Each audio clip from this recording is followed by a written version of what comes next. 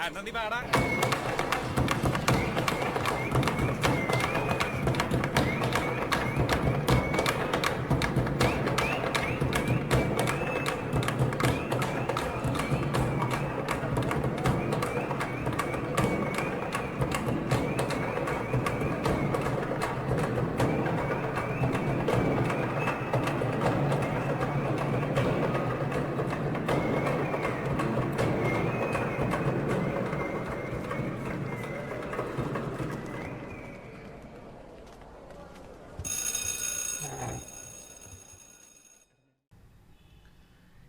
If Jason's wallet contains some notes in the denomination of 10, 20, and $50 in the ratio 2 is to 3 is to 1, so let it be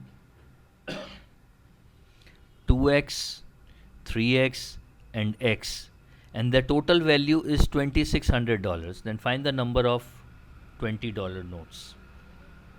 So 2x into 10 would be 20x, the value of the $10 notes, plus 20 into 3 would be 60x, plus 50 into x would be 50x. So total value of these notes should be 130x, and that should be equals to $2,600 that's given. So it is 20. X is equals to 20. We are looking out for the number of $20 bills, and number of $20 bills is on second position, that is 3x. 3x is 3 into 20, that is 60 notes. So $20 we have got 60 notes. Jason wallets have got 60 notes, that is in option A.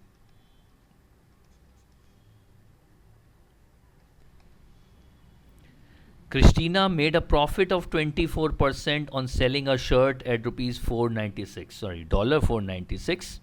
It is the selling price. Find the cost price. We know cost price is equals to selling price into 100 divided by 100 plus profit. So cost price is 496 into 100 by 100 plus profit percentage 24, that is 124. 124 4 times is 496, so that is $400 is the cost price of the shirt, that is in option B.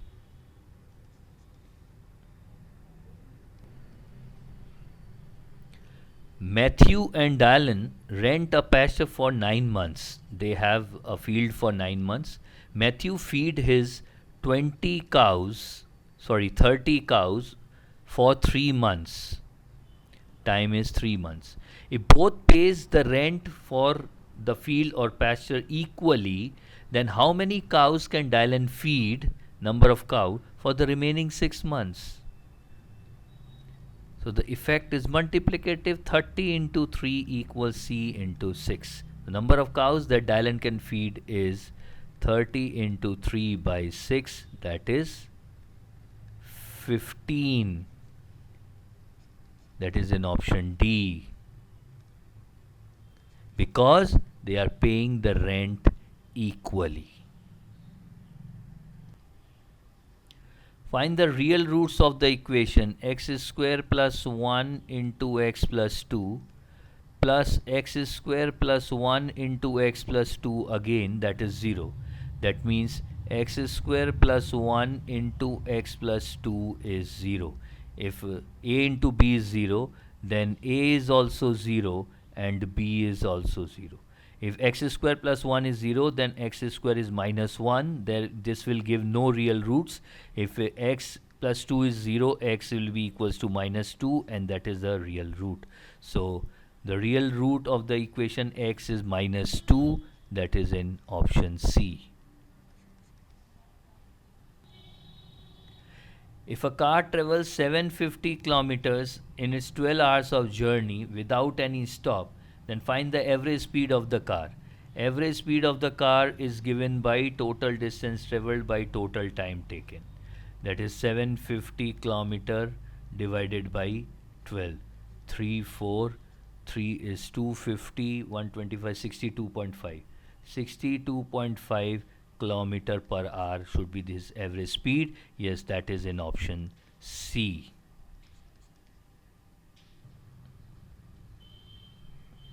M varies directly as n is square.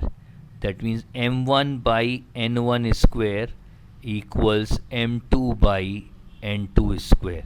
We know that if a varies as b, then a1 by b1 is equals to a2 by b2. When n is 2, 2 square is 4, m is 16. Find m when n is 3, 3 square would be 9. So 4 times m2, or the value of m we are looking out for, is 9 into 4, that is 36. Straight away we can mark on option C, that is the answer.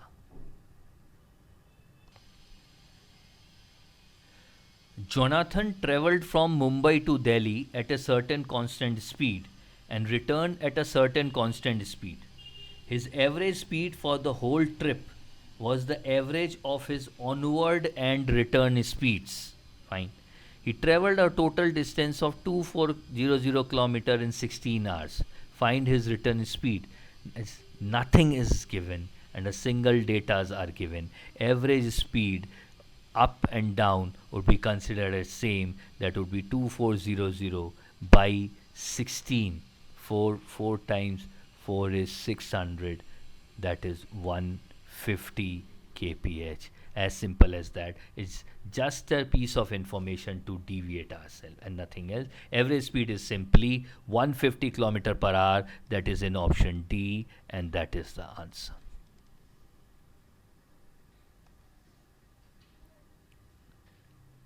A pipe can fill a tank in 14 hours. We have a tank. While a leak which is at 1/7 the height of the tank, 1/7, and this is 14, so let me take it as 14-liter tank, and 1/7 height, if it is like 7 times, if I break 1/7 height, so that means this is 2 liter and this is 12 liter, and here is the leak, and here is the inlay pipe, which is at 1/7 of the height of the tank from bottom. Obviously from bottom we have taken 1/7, can empty up to that part in 6 hours. Means obviously it would be able to empty this part only. So to empty 12 liters, it will take 6 hours. So rate is something like 2 liter per hour is emptying rate, and for the inlay pipe it is taking 14 hours for 14 liter, so it is 1 liter per hour for inlay. So water is coming in at 1 liter per hour, and at this leak water is going out at 2 liter per hour. If both are opened simultaneously and initially the tank is full, then when will it be 1/7 full? 1/7 full means this one only. So let's forget this. We have this tank which is full. It is 12 liter. Water is coming in at 1 liter per hour and going out at 2 liter per hour. That means effective is going out 2 minus 1, that is 1 liter per hour. So every hour 1 liter water is pumped out, and we need to pump out 12 liter water. So to pump out 12 liter water, we require 12 hours. So in 12 hours, if the tank is full, in 12 hours, if both the pipes are open simultaneously, the tank would be 1/7 full, and that is in option A.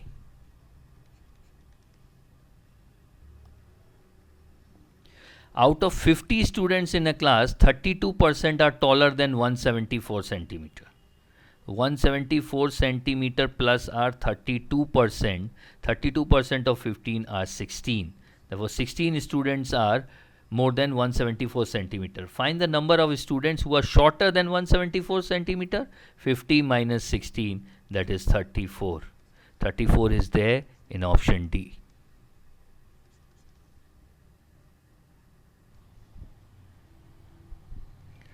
The cost price and marked price of an article is 250 and 300.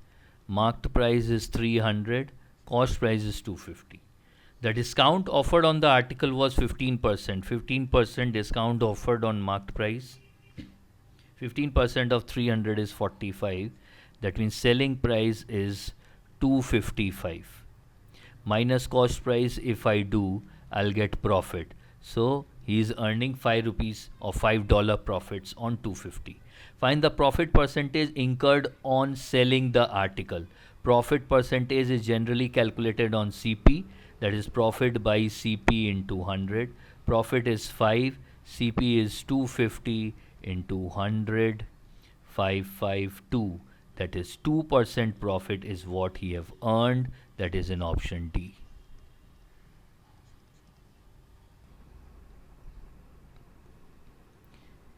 If root over x plus 11 is minus 5, what is the real value of x? First of all, anyone have ever seen that whenever you are finding the root in calculator, answer is in negatives? Chalo, let's leave this and do squaring on both sides. So x plus 11 is minus 5 whole square, that is 25. So x is 25 minus 11, that is 14, is given. So if x is 14, root over 14 plus 11 is root over 25, and we can have answer minus 5 and 5 theoretically, but practically root over any value doesn't give us negative value. Find the real value of x. Is it possible for us to determine the real value of x in this case? But theoretical maths is concerned, x 14 root over 25 will give minus 5. So in that case, theoretically, the real value of x can be 14, and we may mark on option A. This particular option is just to give a tempt that actually in reality check, whenever we do root 25, we don't get minus 5 over calculator. If we use calculator, isn't it? We get only 5. But theoretically, it is possible x value is 14. Tom, Steve and Bruce divide a work amongst themselves in the ratio of 4:5:11. That means T decide to work on 4 units, S on 5 units and B on 11 units. So there are 20 units of work if I assume like this. Their rates of work per day are in the ratio of 2:3:5. That means T is producing 2 units per day, S is producing 3 units per day, and B is producing 5 units per day. That is their rate of work per day.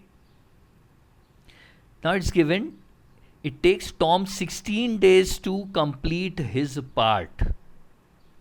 So Tom is working for 16 days and his rate is 2 units per day. That means in 16 days Tom has produced 32 units. But here we have assumed it that Tom is produced only 4 units. That means 4 means 32. 32 divided by 4 is 8. So Tom actually produces 32 units. 5 into 8 is 40 is the work done by Steve, and 11 into 8 is 88 is the work done by Bruce. That means total 160 units of work is supposed to be done. What is the amount of work completed by them in 10 days from the start? So this is the work rate, that how many units they are producing in a day. So T, S and B produces 10 units per day. So in 10 days, they would be producing 10 into 10, that is 100 units. Out of how many? Out of 160. So what is the amount of work completed by them in 10 days? 100 by 160. 100 by 160 is 5/8 of the work. 5/8 of the work is done in 10 days if all three are working from the start. That is in option A. PQR river flows at 8 km per hour. This is a river. it is flowing at a rate of 8 km per hour. James can row at 25 by 6 meter per second. That means 25 by 6 into 18 by 5. That will be 15 km per hour. That is the speed of James. And had to cross it in the least possible time. James is here, J. He want to cross this river like this. If this is still water, he would be able to cross this river like this, JP. But since water is flowing at some speed, at the speed of 8 km per hour, because of this pressure, J would be able to cross the river and reach at point R instead of reaching point P. He was supposed to reach at point P if the water is still. But since water is also flowing with some speed, he would be reaching point R. What percentage of the distance covered by him? The distance covered by him is Rj. We know what is Pj. Suppose the distance Pj is 15, which he is supposed to reach in 1 hour. Fine. But because of the flow of 8 km per hour, he is reaching at the point R. So if we see, this is just an right angle triangle. Rj is root over 15 is square plus 8 is square. 225 plus 64 is 289. Root 289 is 17. That means actually the distance travelled by James is 17 km, and whereas the width of the river is only 15. So what percentage of the distance covered by him? Distance covered by him is 17.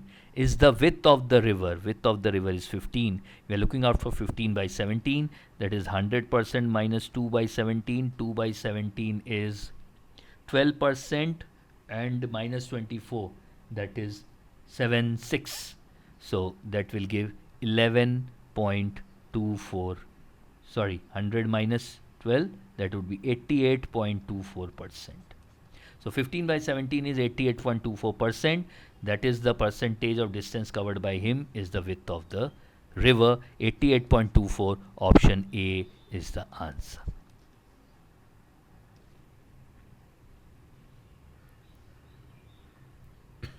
Caroline buys 20 mangoes for $100. That is the investment. She found that 20% of the mangoes are rotten. 20% of 20 is 4. That means she is left with 16 and have to be discarded. At what price per unit should she sell the remaining mangoes, that is 16, to get an overall profit of 20%? She wants 20% profit, 20% of 100 is 20. That means she should be selling 16 mangoes for $120. So selling price of one mango would be 120 by 16.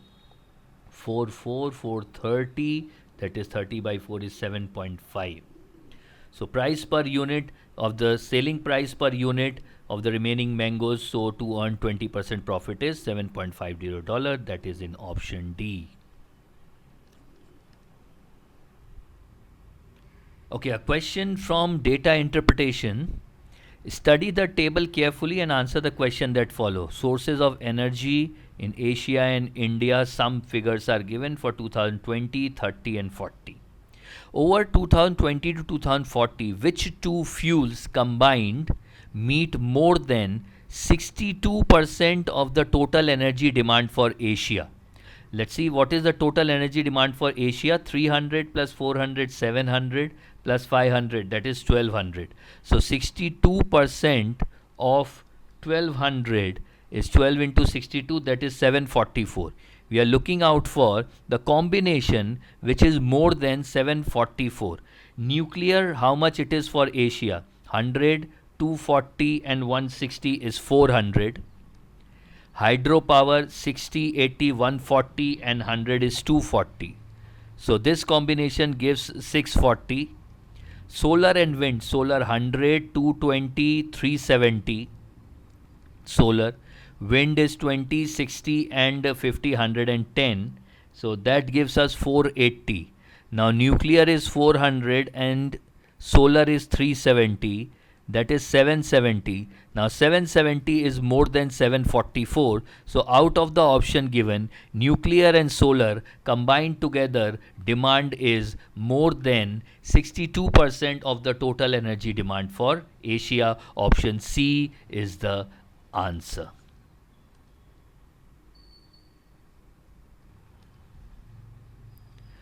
Okay, the same table. Which of the fuel whose proportion in the total energy demand will increase continuously over the period of 20 to 40 in Asia? So first option given is nuclear. Nuclear in Asia is 100 out of 300 is 33%. Then 140 out of 400, 140 into 2.5 will give 35%. Then 160 out of 500 is 32%. That we can see that it's increasing, but it is not continuously increasing. Let's go to hydropower. 60 by 30 is 20%. Then 80 by 400 is again 20%. 100 by 500 is again 20%. Its demand is constant throughout. Let's go to solar. 100 by 300 is 33.33%. Then 120 by 40 is 30%. 30% of 400 is 120. 150 by 500 is again 30%. So here it is decreasing, it is not increasing. So neither it is continuously increasing over the period of 20 to 40 for nuclear, nor for power, nor for solar, because the question clearly asked is whose proportion in the total energy demand will increase continuously 33 to 35, and then it falls to 32. Similarly, it is not increasing in the 4. I'll mark with none of the above. Answer is D.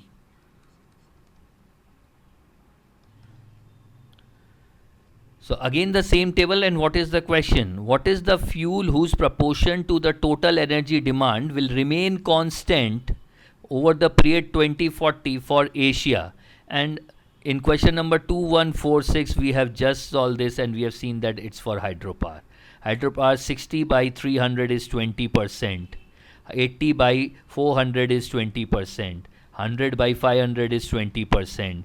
This remain same. The demand in the total energy for Asia remain constant for hydropower. Option D is the answer here.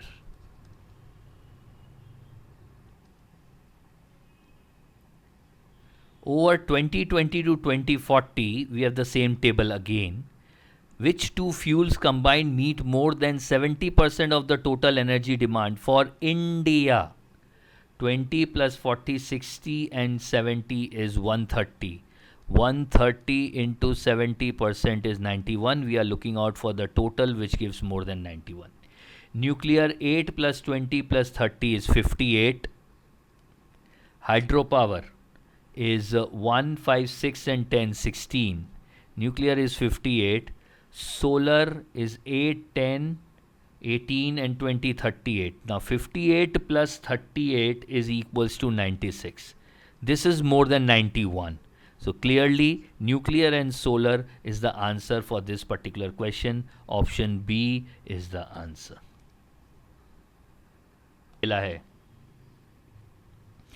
the same table, and the question is which is the fuel whose proportion in the total energy demand will increase continuously again over the period in India. In India only we are talking about. Nuclear 8 by 20 is 40%. Then next year 20 by 40 is 50% is increases. Then 30 by 70, 3 by 7, 3 by 7 is 42.85%. Hydropower 1 by 20 is 5%. 5 by 40 is 1 by 8, 12.5%. Then 10 by 70 is 1 by 7, that is 14.28%. We can see that it is growing, hydropower. But again, we need to check for wind also. 1 by 20 is 5%. Wind 2 by 40 is 1 by 20, again 5%, no improvement.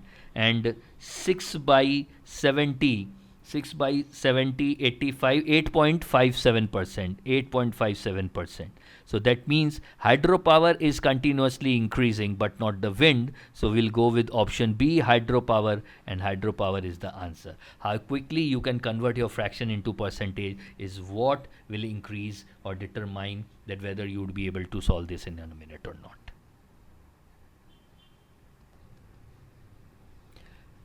Again, one more question on the same table that was asked.